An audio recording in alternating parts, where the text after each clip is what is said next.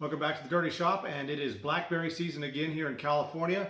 The blackberries here get ripe sometime in the early summer down here in the valley, and then as the summer rolls on, you can chase them up into the mountains as they bloom, and you can get lots and lots of blackberries. We usually pick as many as we can, put them, you rinse them off nice, and then put them in the freezer in like 1 gallon Ziploc bags for use in the wintertime or out throughout the rest of the year. So you can see here I've got a couple of nice dishes full of blackberries. Here's about 1.5 gallons of blackberries, and this took me about an hour of picking time on a kind of a decent patch.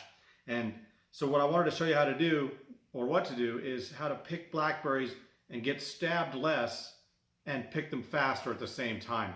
So I'm gonna make some tools that I use to pick blackberries, and I'm gonna show you how to do that, and then we're gonna go out to the patch and I'll show you how I got these. Today, I'm just gonna do a quick tutorial on a method I developed a couple years ago on how to pick blackberries. I love blackberries. I grew up, my family had blackberries all around the house.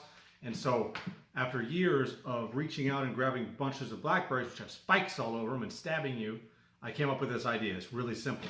So what you're gonna need, you're gonna want like a milk jug. I really like a milk jug for this. There's other ways to do this, but milk jug works perfect. And a hose hanger, and that's about it. You'll need a couple tools, a knife or something to cut the milk jug with, a pair of pliers. And to be able to use this jug, you can wear a belt or you can hold it in your hand. So I'll show you how this works. First of all, you're going to take the coat hanger, you're going to take it apart. You just twist it apart here on the end, like that, so it comes apart. See? And then you just stretch it out flat, as flat as you can get it. Doesn't really matter. So like that, bring it around like this, and this shorter end, the end without the original hook on it, is the end I'm going to start with here. I'm just going to take this and bend it until it's a hook. Basically like that. So you can see there, just got a hook on the end. Sometimes I want the corner of this to be pretty tight because it'll kind of grab the plant really nicely. So I'll sometimes pinch it a little bit and then spread this back out. So basically, just got a hook on the end. All right, now I've got this clothes hanger, and this is a really long one, but it'll work for what I'm doing. And then usually I'll go on the end of it here, and I'll flatten this hook out a bit with the pliers. And then I'll bring it back around like this, so that I've got a loop of wire. And then I take the end of it here and I just tie that back on to the thing to make a handle. So usually I'll go like a 90-degree bend, like that, 90-degree bend, and then I'll bring it up to the thing, to the handle, and I'll bend it around again, like that. See, and you can just crimp that on to your handle. There you go.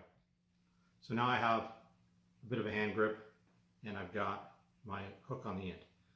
Now the way that'll work is we'll reach out with it and we'll just grab the blackberries, the bunch of blackberries. Even if it's out of reach, you grab it up and then bring it back in, and you can pick the berries off of it. So that takes care of that. Now your hands don't get stabbed, or not as much. You're gonna still get poked some, but that's life. Now the jug. You just need to make this jug into a bucket to collect in. This is your collection bucket.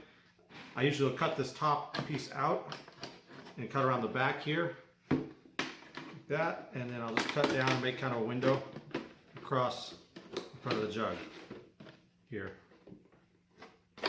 Oh, do my best to leave the back with a little bit of a ridge on it because it'll be stronger. Kind of cut into it there. There we go. All right, so there's our collection jug. You can see the handle's nice. You can hold it.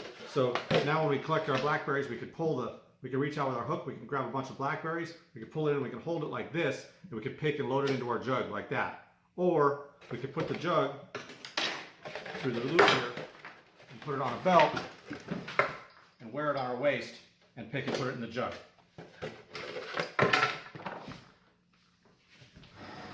So that's it. Now let's go out and get some blackberries. Okay guys, now we're here at this nice blackberry patch, as you can see. Lots of nice blackberries, and I'm going to show you how this whole system works. Usually what I'll do is I'll find a nice bunch of blackberries like this one here, and I'll just hold it up with the stick and then load them into my tub on my belt. And I can very quickly go through and pull them down towards me to collect the berries. Like that.